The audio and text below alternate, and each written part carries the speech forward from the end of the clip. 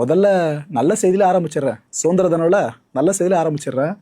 BSNL அவங்களோட யூசர்ஸோட base இருக்குல்ல, இதை நம்ம இன்க்ரீஸ் பண்ணணும், நிறைய பேர் பிஎஸ்என்எல் சிம்மை வாங்கணும்னு சொல்லிட்டு ஒரு நல்ல இனிஷியேட்டிவை லான்ச் பண்ணியிருக்காங்க. அதாவது 5 கீ அனௌன்ஸ்மெண்ட்ஸை இப்போ வெளியிட்டிருக்காங்க. இண்டிபெண்டன்ஸ் டே இருக்குல்ல, இதை முன்னிட்டு தான் இந்த அனௌன்ஸ்மெண்ட் வெளியிடப்பட்டிருக்குங்க. ஆனால் இது புழக்கத்துக்கு வந்தது பார்த்தீங்கன்னா 2 நாள் முன்னாடி புழக்கத்துக்கு வந்துச்சு. அதே மைண்டில் வச்சுக்கோங்க. இதில் மொதல் விஷயம் ஒரு அதிரடி ஆஃபர்னே சொல்லலாம். என்னன்னா ஃப்ரீ சிம் கார்டு. ஒரு காலத்தில் பிஎஸ்என்எல் சிம்மை வாங்குறதுக்கே சொசைட்டியில் அவ்வளோ போட்டி இருக்கும். கிலோமீட்டர் கணக்கில் ஃபுல்லாக லைனில் நிற்பாங்க. அப்படி கஷ்டப்பட்டும் பல பேருக்கு பிஎஸ்என்எல் சிம்மு கிடைக்காது. அந்த பிஎஸ்என்எல் ஆஃபீஸில் ஒர்க் பண்ண வீட்டுலாம் தூது விடுவாங்க, இந்த சிம் மட்டும் வாங்கிக்கூடா அப்படின்ட்டு. அப்படி இருந்துச்சு ஒரு காலகட்டத்தில். ஆனால் இப்போ ஃப்ரீ சிம் கொடுக்குற அளவுக்கு வந்துருச்சுல. சரி, ஓகே, ரைட்டு விடுங்க. ஃப்ரீடம் 2.2 இந்த ஆஃபர் என்னன்னு பார்த்தீங்கன்னா, நீங்கள் இந்த ஃப்ரீ சிம்மை வாங்கிட்டு ஃபஸ்ட்டு ரீசார்ஜுக்கு ₹1 செலவு பண்ணால் போதும். அவ்வளோதான். 24 நாட்களுக்கு unlimited voice calls, daily 1 GB data, and இது கூடவே 100 SMS பர் டே கொடுத்துட்றாங்க. இதில் நீங்கள் கவனிக்க வேண்டிய விஷயம், எக்ஸிஸ்டிங்காக பிஎஸ்என்எல் யூசர்ஸ் இருப்பீங்களா, உங்களுக்கு இல்லை, இது புதுசாக சிம் வாங்குறாங்க பாருங்கள் பிஎஸ்என்எல், அவங்களுக்கு மட்டும். நல்லா இருக்குல்ல இந்த ஆஃபரு, ரைட்டு. ரெண்டாவது அனௌன்ஸ்மெண்ட் என்னென்னா, ₹2399 ஆனுவல் பிளான் இருக்குது பார்த்தீங்களா, இல்லை போனஸ் அனௌன்ஸ் பண்ணியிருக்காங்க.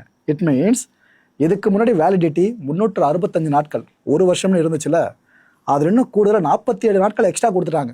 சந்தோஷமாக இருக்குப்பா அப்படின்ட்டு. ஸோ ஒட்டு மொத்தமாக 412 நாட்கள் வேலிடிட்டி இப்போ இது கொடுத்துருக்காங்க. மூணாவது அனௌன்ஸ்மெண்ட் என்னென்னா, ஃபைபர் ஃப்ரீடம் பிளான். இந்த ஃபைபர் ஸ்கீம்ஸ் இருக்குல்ல, அதுக்காக இது ₹1111 மாதத்துக்கு. இதன்படி பார்த்தீங்கன்னா ஹை ஸ்பீட் ப்ராட்பேண்ட் பேக்கேஜான இதில் ஸ்பீடு 200 Mbps பார்த்தீங்கன்னா 5000 GB டேட்டா ஆக்சஸ் பண்ணக்கூடியது. 12 OTT பிளாட்ஃபார்ம்ஸை ஆக்சஸ் பண்ணிக்க முடியும், 12க்கும் மேலே. நல்லா இருக்குல்ல இதுவும்.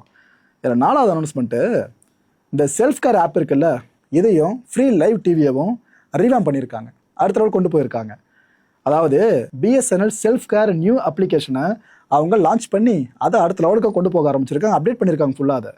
அண்ட் இதில் பார்த்தீங்கன்னா 500 ஃப்ரீ லைவ் டிவி சேனல்ஸை கண்டுகளிக்க முடியும். 500. இது எல்லாம் எப்படி அவைல் பண்ணிடுறேன் ஆக்டிவ் யூசர்ஸு? டேங்கோ டிவி இருக்குல்ல, அது பவர் பண்ணுறதா ஃபுல்லாக எல்லாமே, ரைட்டு.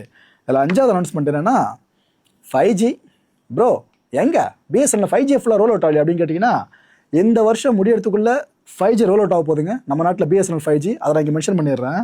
ஆனால் இந்த நெட்ஒர்க்கு 4G நெட்ஒர்க் இருக்குல்ல, அதை அப்கிரேட் பண்ணுறது ப்ளஸ் 5Gயை கொண்டு வரதுக்கும் சில விஷயங்களை பண்ணுறாங்க. அதான் இதில் முக்கியமான கடைசி அனௌன்ஸ்மெண்ட்டு.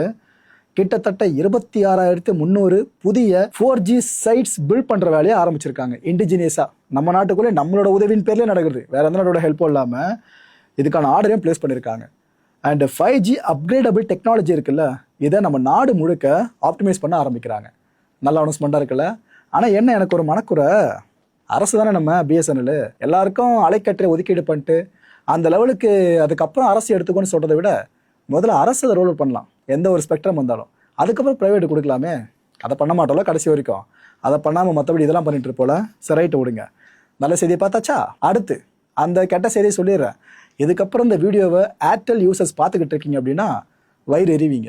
அவ்வளோ பெரிய விஷயம் தான் இது. என்னன்னா, இந்த ARPU மேட்ரு இருக்குல்ல, ஆவரேஜ் ரெவன்யூ பர் யூசர். ஒரு யூசர் பாக்கெட்லேருந்து எவ்வளோ அமௌண்ட்டை ரெவன்யூவாக ஒரு டெலிகாம் கம்பெனி எடுக்குது, இதைத்தான் இந்த ARPU விளக்குறது. இந்த கொலை பசியில் இருக்காங்களா ARPU பசியில், ஜியோ, ஏர்டெல், வோடஃபோன் ஐடியா. இதில் ஜியோ, வோடஃபோன் ஐடியா இன்னும் சம்பவத்தை ஆரம்பிக்கல. ஆனால் ஏர்டெல் ஆரம்பிச்சிட்டாங்களா, இதுக்கப்புறம் அவங்களும் வருவாங்க, வெயிட் பண்ணுங்கள்.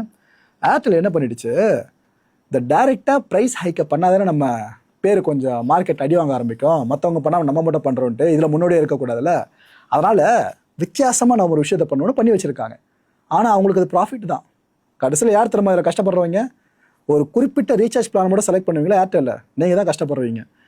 அதாவது ஏர்டெல் என்ன நம்ம டார்கெட் பண்ணுது, ஃப்ரெண்ட்லி டு பட்ஜெட் யூசர்ஸ் இருக்காங்களே, இவங்களை மட்டும் டார்கெட் பண்ணுது. இட் மீன்ஸ் இந்த மிடில் கிளாஸில் இருக்கிறவங்க ஒரு ₹600 ₹800 பிளானை நீங்கள் போட்டு போயிடுவீங்க.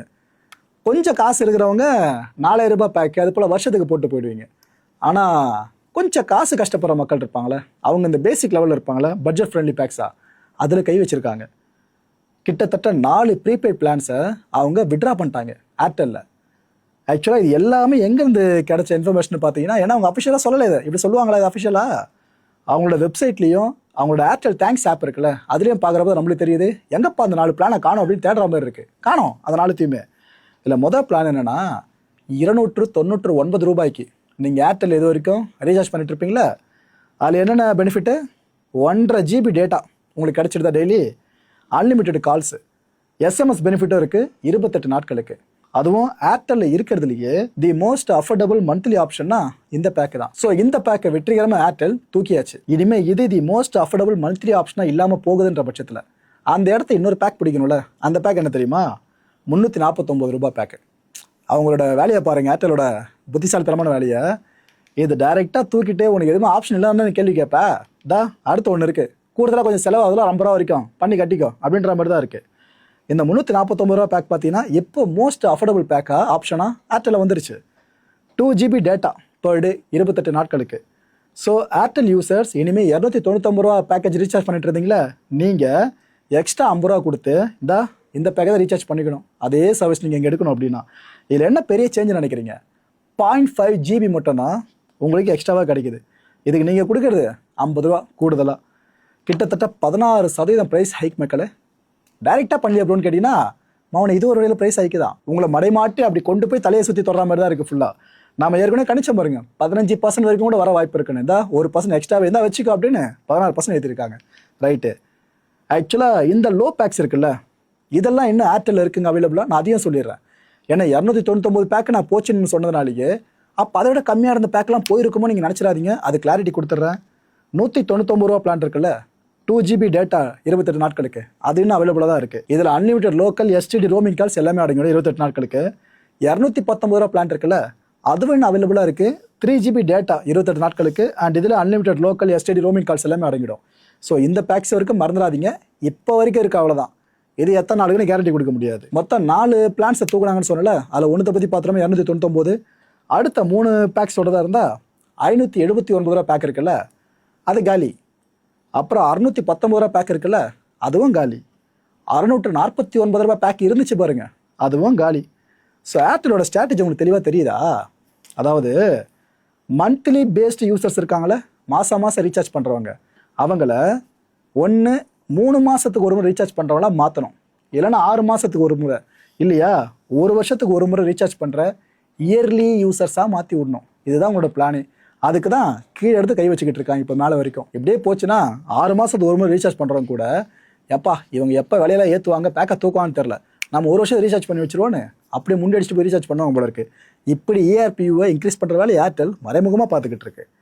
இந்த டேரெக்டாக ப்ரைஸ் ஹைக் அவங்க பண்ணியிருக்காங்கன்னு கேட்டிங்கன்னா ஒரே ஒரு பேக்கில் பண்ணியிருக்காங்க இந்த முறை. அது என்ன தெரியுமா, 859 ரூபா பிளான் இருக்குல்ல, அதாவது 1.5 GB டேட்டா டெய்லி 84 நாட்களுக்கு, அதாவது ஒரு 3 மாதம் வச்சுக்கோங்களேன்.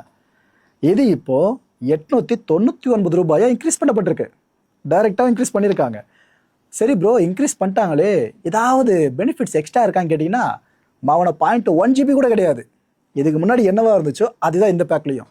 ஆனால் அமௌண்ட்டை மட்டும் ஏற்றிட்டாங்க. எப்படி, 859 ரூபாயிலிருந்து 899 ரூபாயாக இன்க்ரீஸ் பண்ணி வச்சுருக்காங்க.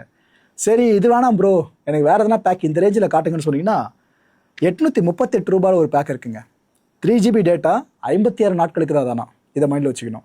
இப்படி ஒரு பேக்கு ஆல்டர்னேட்டுக்கு இருக்குது. Okay right. இப்போ அடுத்து என்ன நடக்கலாம்னு நினைக்கிறீங்க?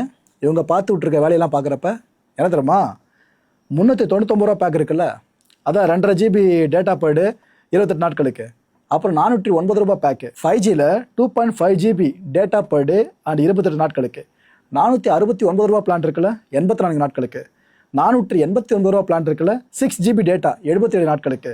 548 ரூபா பிளான் இருக்குல்ல, 7 GB டேட்டா 84 நாட்களுக்கு. இது எல்லாம் மைண்டில் வச்சிட்டிங்களா? எத்தனை இருக்குது? 1 2 3 4 5. இப்போ போகிற போக பார்க்குறப்ப இந்த 5 பிளான்ஸும் இவங்க ரிமூவ் பண்ணுறதுக்கு வாய்ப்புகள் அதிகமாக எழுந்திருக்கு. வாய்ப்பே இல்லைலாம் நினைக்காதீங்க. ப்ரைவேட் கம்பெனி எப்போ எப்படி பிஹேவ் பண்ணுவான்னு யாருக்கும் தெரியாது, வாய்ப்பு இருக்குது. இதுக்கப்புறம் ஆட்டோமேட்டிக்காக அந்த யூசர்ஸ் இருக்காங்களே, அவங்களோட ஆப்ஷன்ஸ் குறைய ஆரம்பிச்சிடும். ஆல்ரெடி இப்போ அவங்களுக்கு இருந்த 299 ஆப்ஷன் காலியா, இதுக்கப்புறமும் இது போல் அந்த 5 ஆப்ஷனை தூக்கிட்டாங்கன்னா அடுத்து நீங்கள் எங்கே போகணும்? ஹையர் ஸ்லாபுக்குள்ளே தான் போகணும். உங்களுக்கு பிடிக்குதோ இல்லையோ, 1 மாதத்துக்கு பதிலாக நீங்கள் 3 மாதம் 6 மாதம் பண்ணி தான் ஆகணும். அமௌண்ட் அவன் கேட்குறத கொடுத்து தான் ஆகணும். ஸோ நம்ம அந்த டைமில் எங்கே போய் நிற்போம்? 899 ரூபான்னு ஒரு பிளான் இருக்குது பார்த்தீங்களா, 1.5 GB ஒரு நாளைக்கு நம்ம டெய்லி யூஸ் பண்ணிக்கலாம் 84 நாட்களுக்கு. கடைசியில் இங்கே போய் நம்ம நிற்போம்.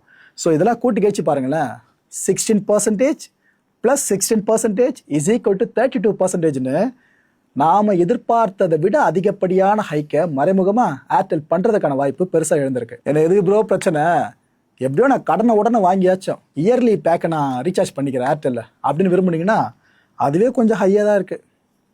ஒரு வருஷத்துக்கு அதான் 2 GB டேட்டா பேஸ் பண்ணி சொல்கிறேன், 3599 ரூபாய் ஒரு பேக்கு. இன்னொரு பேக் இருக்குது அதை விட கம்மியில் அதிகம், 4000 ரூபாங்க. ஆனால் 3999 ரூபா ஒன்லி, ₹1 கம்மி, அவ்வளோதான். 365 நாட்களுக்கு 2.5 GB டேட்டா, அவ்வளோதான் வித்தியாசம். ஏர்டெல்லில் இருக்க டாப் 2 இயர்லி பிளான்ஸ்னால் இதுதான். இதில் என்ன தெரியுமா ஒரு விஷயம் நீங்கள் கவனிக்கணும், அவனை இதுலேயும் 16% ஹைக்கை கொண்டு வந்துட்டான்னு வைங்க, நீங்கள் அதுக்கு ஒரு தனியாக கடை வாங்கி ரீசார்ஜ் பண்ணணும். சரி, இதே அமௌண்ட் இருக்குமா கேட்டிங்கன்னா இதை விட அடுத்தடுத்த மடங்கு இன்க்ரீஸ் பண்ணிகிட்டே போயிட்டா 16% தாண்டி போயிடுச்சுன்னா என்ன பண்ண முடியும்? ஸோ இப்போ எப்படி தெரியுமா இருக்குது, ஒரு நாட்கள் நகர தூங்கி எழுந்தால் ஜியோ விலையேற்றுமா, ஏர்டெல் விலையேற்றுமா, வோடஃபோனுடைய விலையேற்றுமான்னு இப்படி பார்த்துட்டு இருக்க வேண்டியதாக இருக்குது. கால கொடுமை இதெல்லாம். யாரு கண்டா ஃப்யூச்சரில் 6 மாதங்களுக்கு ஒரு முறை நீங்கள் ரீசார்ஜ் பண்ணிக்கலாம் இல்லை பண்ணணும், அப்படி இல்லைன்னா 1 வருஷத்துக்கு ஒரு முறை மட்டும் ரீசார்ஜ் பண்ண முடியும் அப்படின்ற முடிவை இந்த கம்பெனிஸ் எடுத்து கொண்டு வந்தாலும் ஆச்சரியப்படுறதுக்கு இல்லை. ஒரு அரசு நிறுவனத்தோட அருமை இப்போ தான் பல பேருக்கு தெரியுதுல்ல, பிஎஸ்என்எல் அருமை. ஆனால் பிஎஸ்என்எலுக்கு அதோட அருமை தெரிய மாட்டுது, அதுதான் கஷ்டமே. இதில் இந்த கான்டென்ட்டை பொறுத்தவரைக்கும் நம்மளாம் சிந்திக்க வேண்டியது ஒரே ஒரு விஷயம் தான், விலை ஏற்றியும் குறையவே மாட்டுது பார்த்தீங்கன்னா ஏர்டெல் யூசர்ஸோட எண்ணிக்கை. ஆனால் விலையை குறைச்சோம், ஃப்ரீயாக சிம்மை கொடுத்தோம், பிஎஸ்என்எல் யூசர்ஸ் பெருசாக ஏற மாட்டுறாங்க பார்த்தீங்களா. இதனால தான் சேவை தரம் ரொம்ப ரொம்ப முக்கியம்னு சொல்கிறோம். மக்களுக்கு என்ன தலையெழுத்தா, நான் அதிகமாக கடனை உடனே வாங்கி ரீசார்ஜ் பண்ணி ஏர்டெல் சிம்மை தான் யூஸ் பண்ணுவேன், ஜியோ சிம்மை தான் யூஸ் பண்ணுவேன், வோடஃபோன் சிம்மை தான் யூஸ் பண்ணுவேன்னு, அது அவங்களோட தலையெழுத்து இல்லை, வேறு சாய்ஸ் இல்லை அவங்களுக்கு. ஏன்னா பிஎஸ்என்எல் அந்த 3 கம்பெனிஸ் அளவுக்கு சேவை தரத்தை வழங்கினாங்கன்னா எதுக்கு எல்லாம் பிஎஸ்என்எல் விட்டு அந்த பக்கம் போக போகிறாங்க? ஸோ இதை பிஎஸ்என்எல் தெரியாமல் பண்ணிட்டு இருக்க மாதிரிலாம் தெரில. அரசு நடத்துகிற நிறுவனம், ப்ரைவேட்டை விட அரசில் இருக்கவங்க ரொம்ப கம்மியாக யோசிக்க போகிறாங்களே, நிறைய மூளைங்க, அதிகமான மூளைங்க இங்கே தான் இருக்குது பயங்கரமாக யோசிக்கிறதுக்கு. அப்படி இருந்தும் பிஎஸ்என்எல் 4வது இடத்துல மெயின்டைன் ஆகிட்டு இருக்குன்னா இது ஆட்டோமேட்டிக்காக நடந்துட்டு இருக்க மாதிரி தெரில மக்களே. ஸோ அரசு இதுக்கப்புறமாச்சும் வீழ்ச்சிக்கிட்டால் மட்டும்தான், சேவை தரத்தை இம்ப்ரூவ் பண்ணால் மட்டும்தான் இந்த மார்க்கெட்டில் பிஎஸ்என்எல் லீடராக வர முடியும். அப்படி இல்லைன்னா தனியாருக்கான இடம் கொடுக்குறோன்னு சொல்லி அவங்க மேலே போகணும். கட்சியில் கவர்மெண்ட் பாக்கிலேருந்து காசு எடுத்து கொடுக்குறது இல்லை அவங்களுக்கு, சாமானிய மக்கள் தான் கஷ்டப்பட்டு காசை கொடுத்துக்கிட்டு இருக்கான். அடுத்த நிகழ்ச்சியை சந்திக்கலாம். நன்றி, வணக்கம்.